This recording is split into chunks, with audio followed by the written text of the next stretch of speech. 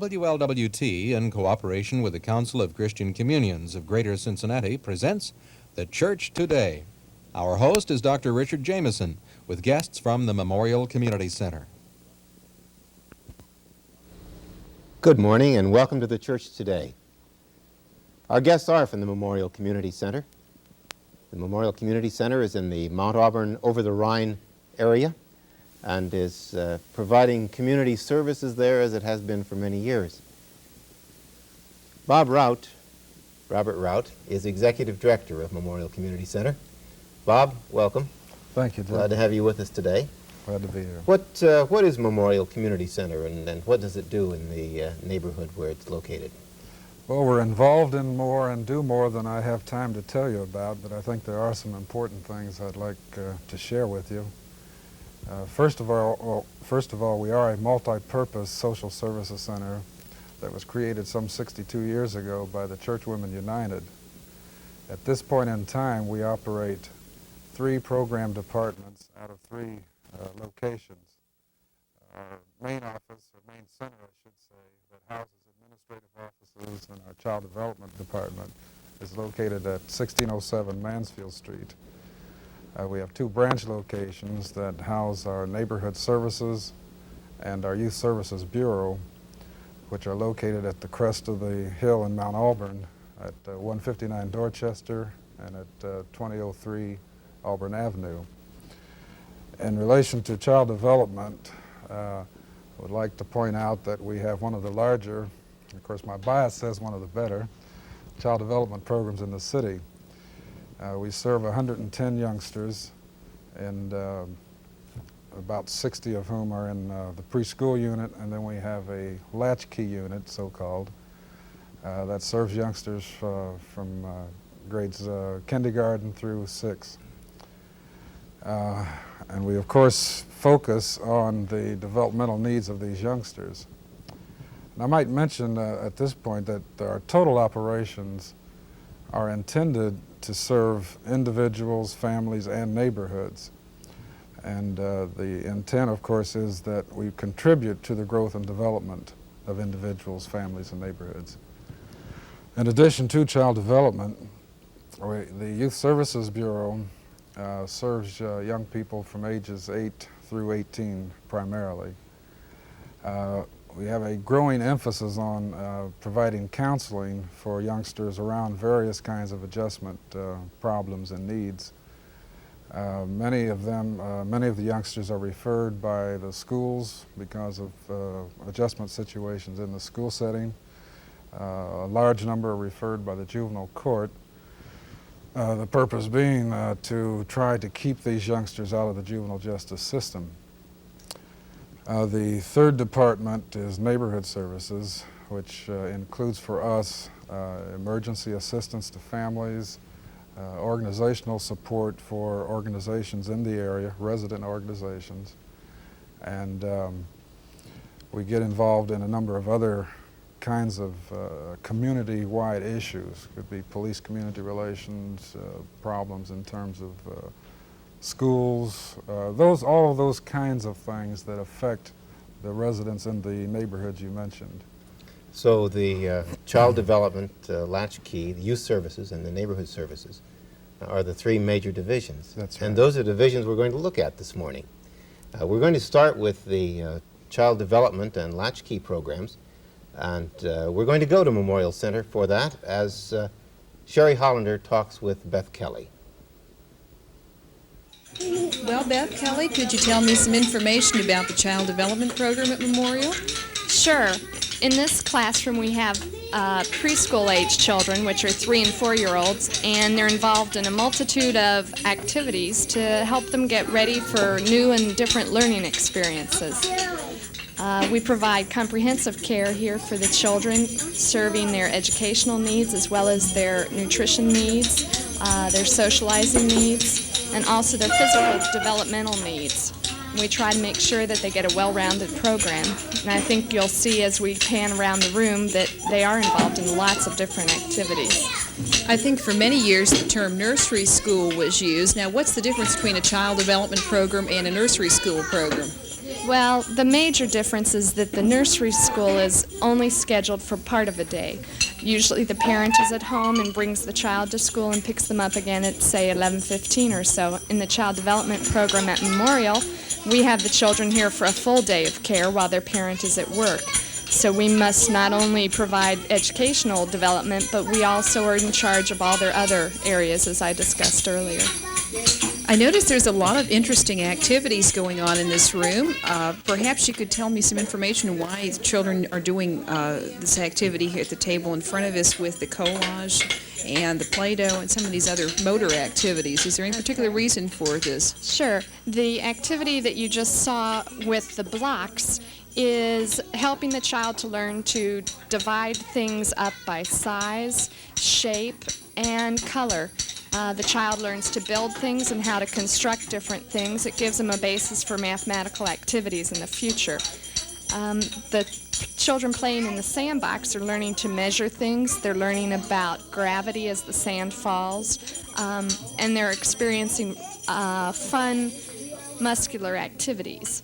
The children in the corner playing with the musical instruments are learning about sounds. They're learning to stack different size rings and colors, all around having fun over there, learning rhythms. We have children at one table that are playing with Play-Doh. They're learning to manipulate different objects. They're learning what effect those objects have on the Play-Doh as they bend and play with it. And then the children in the center table are learning to button and zip, lace. They're getting ready to know how to tie their shoes. We have large things for them to practice on because their hands are not as coordinated yet as an adult hand.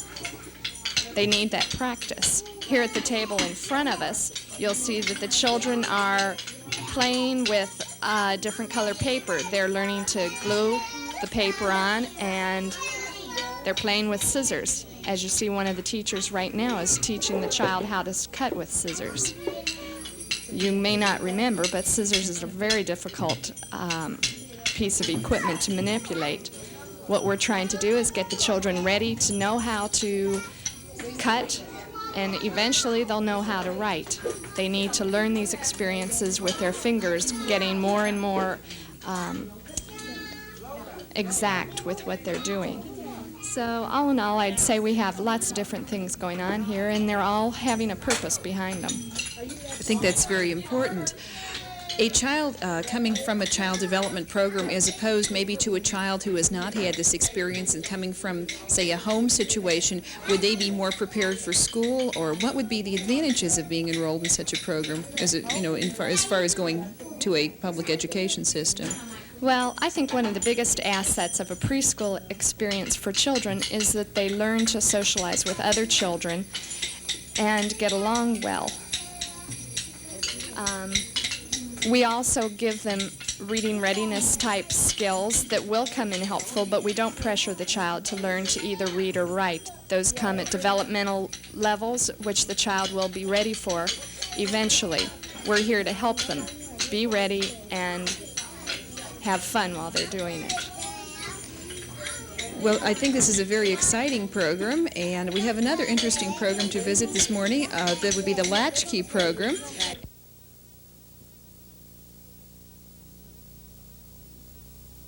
Well, we're in the Latchkey room with Beth Kelly at Memorial Community Center, but I don't see any children here, Beth.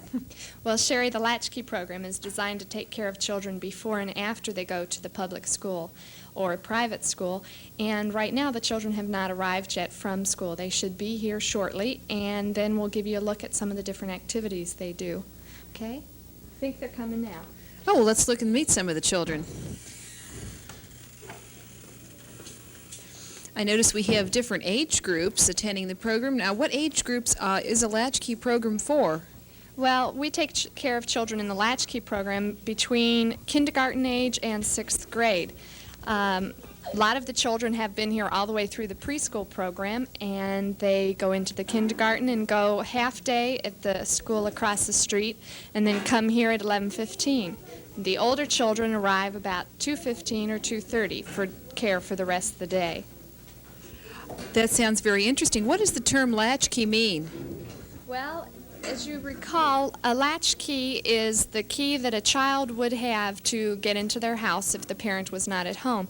If these children did not have care here at Memorial, they would probably be carrying their keys with them to and from school and be letting themselves into the dark house with no supervision. Therefore, we call our program the Latchkey Program. They are cared for here instead of out in their homes by themselves or out on the streets. I noticed there's a variety of activities going on. Perhaps you could tell us something about what goes on in the afternoon here at Memorial with the Latchkey children.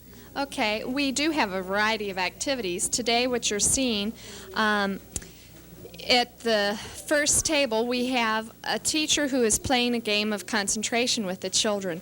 What they're doing is picking cards that are in the shape of a fish, and on the underside of the card are different colors. The child is to remember where a color was and match it up, just as you would in a regular number concentration game.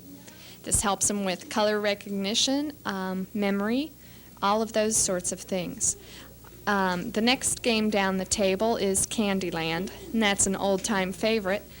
When I question about what activities the child is doing here and what he's learning, we find that counting is a big thing. We have a group of kindergarten children playing it right now.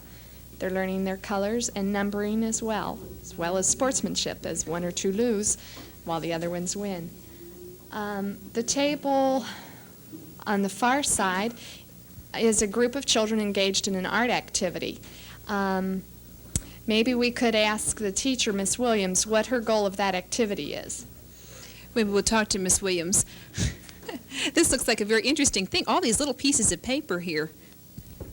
Well, the children are making mosaic pictures. It just teaches them coordination. That sounds very interesting. I bet you get a lot of pieces on the floor. Do you ever get any pieces on the floor, Miss Williams? Lots. Looks like a lot of fun, though. Some other activities that we can't show you here take place outdoors or down in the gym.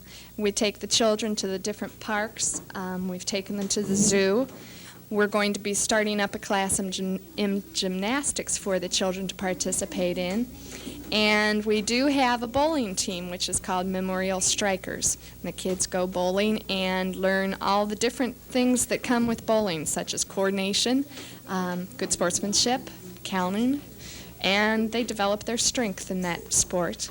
How about educational assistance?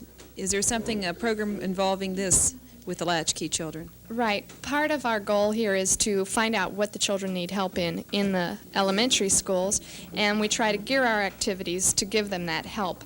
We do have some tutoring activities that happen during the school year for children who need help.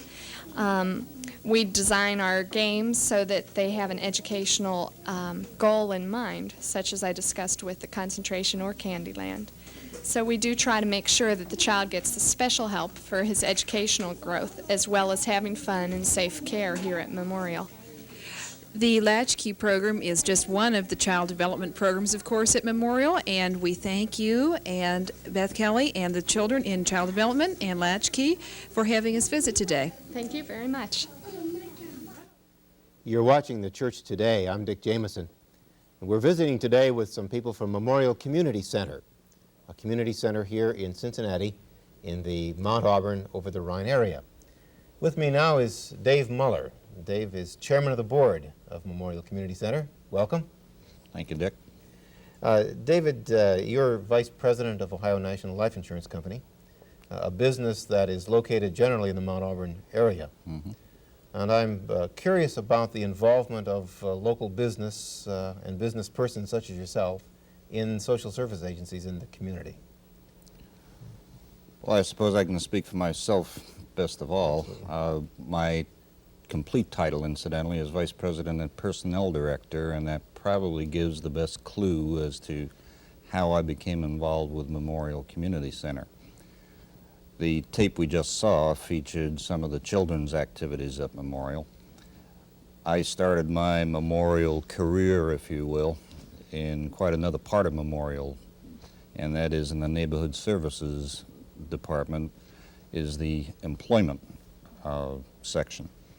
I was asked some close to 10 years ago now to helped to form an employment committee made up of neighborhood employers, together with the placement officers, the guidance counselors at Hughes High School, and Memorial personnel. This employment committee has been in existence now for some 10 years, and my activity with Memorial has been primarily on the employment side, finding jobs, initially summer jobs, and eventually full-time permanent employment for the minority youth of Mount Auburn. So I'm sure it was my business status as a personnel executive that caused Memorial to ask me to come in with them originally. But like so many organizations, once you say yes to something, you're part of it, and you can't help but become more and more attached to Memorial and the kind of work that's going on down there as you come to know Memorial. So over the years now, eventually after some 6-7 years, I was asked to join the board. I did become a member of the board 3 years back, and since then I've been elected president of the board, and I'm just as proud as Punch to be that. Well, good. An organization like Memorial Community Center takes a building and personnel and staffing and a good bit of funding. True. And what's the funding for Memorial Community Center? Who pays for all of this? Well, the single major source of funding, of course, is Community Chest. We have some 40% of our total funding coming from Community Chest.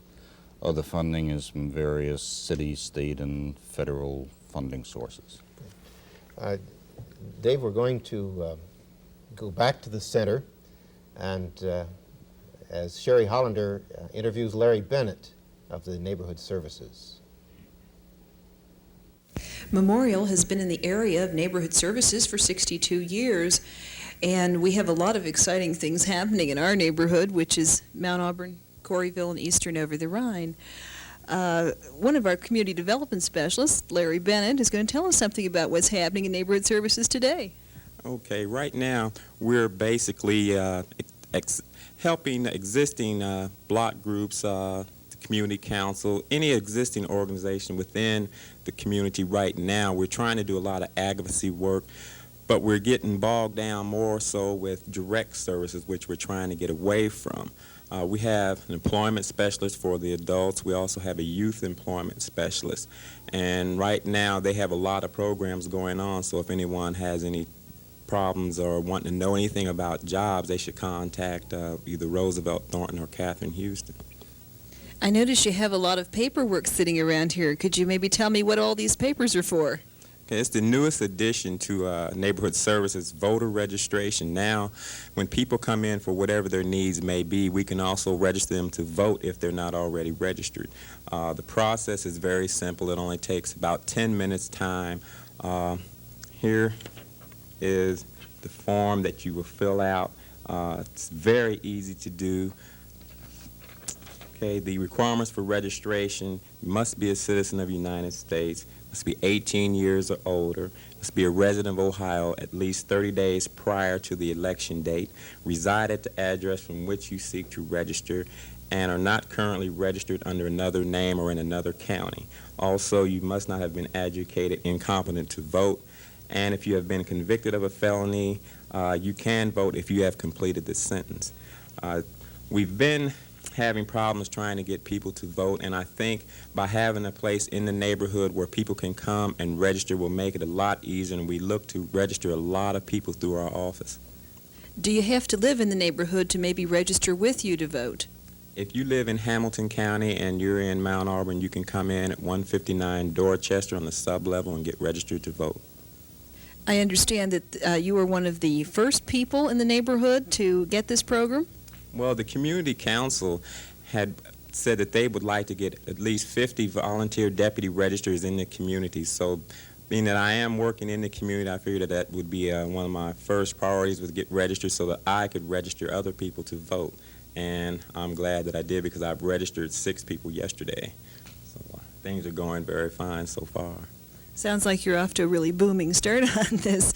Perhaps you can give us the address of where Neighborhood Services is at Memorial and the telephone number where someone could get information. Okay, we're at 159 Dorchester in the sub-level. The phone number is 621-7606. I'm Larry Bennett. Give me a call. If you can't come in the office to register, if you live in the community, I'll come to your house. Gee, you can't beat that. Thank you very much for telling us about voter registration and the neighborhood services at Memorial Community Center. Besides community services, Memorial Community Center also means the arts. And Sherry Hollander is here to tell us and to introduce some of the arts. One of the more exciting things we did this summer, of course, at Memorial was the Mount Auburn Community Film Festival. And we are very supportive of things in the neighborhood, including Gabriel's Corner, which is an art project across the street from us at Salem United Church of Christ. At Gabriel's Corner are all kinds of arts performers, and we'd like to introduce one to you today who participated in the film festival, Mr. Richard Bush, and his accompanist, Mr. Bill Crooms. He'll be singing a song by Handel, Where'er You Walk.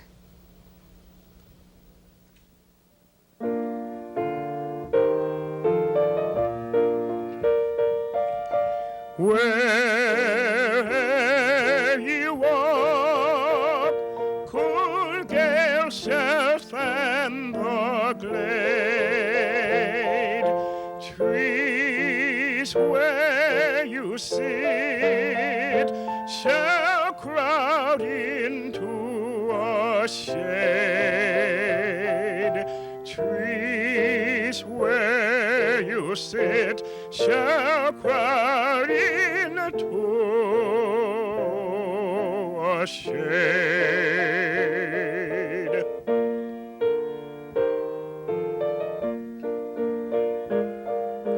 Where you walk, cool gale shall fan the glade.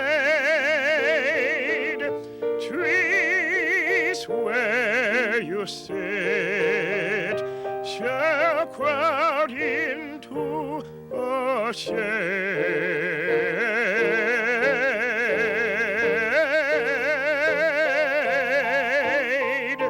Trees where you sit shall crowd into a shade.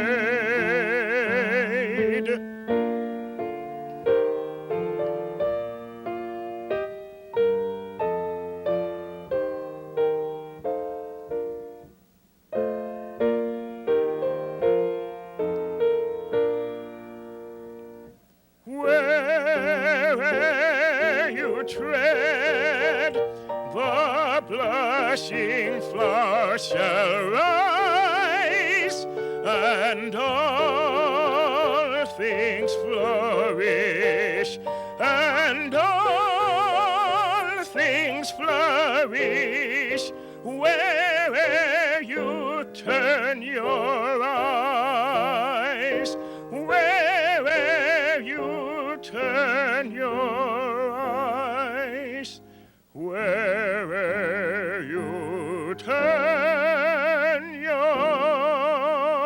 eyes.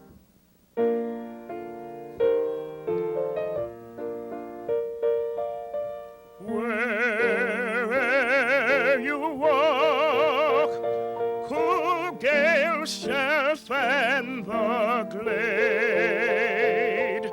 Trees where you sit shall crowd into a shade. Trees where you sit shall crowd into a shade.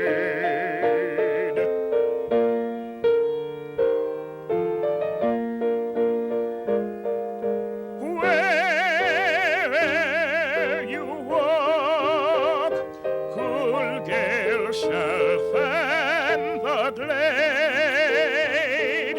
Trees where you sit shall crowd into a shade.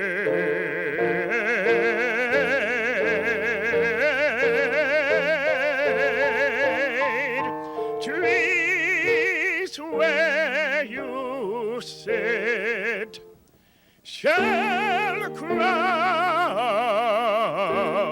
into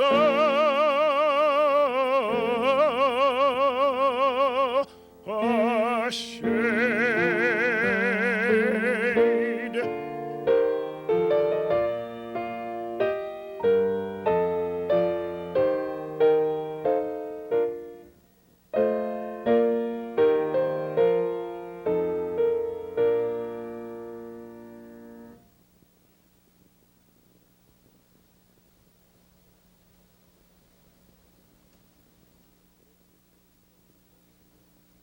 In addition to children's services, neighborhood services, Memorial Community Center also offers youth services. And we're going to watch one of those services, a karate class. Services at Memorial can be many different things. It can be a kaleidoscope of activity with sports, teams, business clubs, counseling, or something exciting like our karate class, which is held at our Main Street office. And today I'm talking with Saban Joe Thompson, the karate instructor at Memorial. I see we have sort of a mini group of students here from your class. How many are in the class right now? We have about 25 students in our class in all, and right now my assistant, Mr. Darrell Brock, is taking them a few of the basic techniques that you learn at the beginning of karate. What is the age limit on this? Is there any particular age you have to be to study karate? There is no age group. The ages range from 5 years old to 72. We have a gentleman in the class who's 72 years old. Is this a very hard sport to progress in? Is this something very difficult maybe to get from the white belt to the gold belt, for instance? Well, if the health is pretty good, it's really not difficult. It's just a lot of discipline, and it takes a lot of work. And by the way, these students, 4 of these students have just been promoted to gold belt, and Mr. Brock, who my assistant's staying out there, he's now a blue belt. They just haven't gotten their belts yet. And I understand you are a 4th degree black belt, is that correct? That's correct, yes. And how long did that take you to achieve that? Well, I've been in karate about 14 and a half years, almost 15 years. Oh, that's quite a bit of experience behind you, Mr. Thompson. Thank you, thank you. Now, what kind of interests or group would this particular sport appeal to if someone who is maybe watching would be interested in joining? Well, it would be interesting to all groups, people who are trying to watch their weight, people who need to exercise, people who need to learn how to defend themselves, any group of people. It doesn't matter, men, women, old or young. It doesn't matter. I see the students are doing some very interesting forms or exercises. Could you maybe tell me something about what they're doing right now? Well, what they're doing now is what we call basic techniques, or basic size moves. They're about to do what we call a ride horse motion with a punch, and it is learning how to punch with balance. Before, what you saw was the kicking techniques, or the front snap kicks. You hear them hollering out loud. That is for 2 purposes. That is for one, frightening the opponent, and the other for letting the adrenaline flow through the body to give you more power and strength.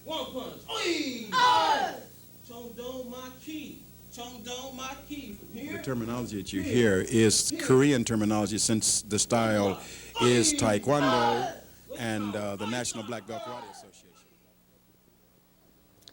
I think if that 72-year-old could do karate, maybe we could too, Sherry. We've been talking this morning with people from the Memorial Community Center here in Cincinnati. Youth services, children's services, neighborhood services. Thank you for being with us. Thank you.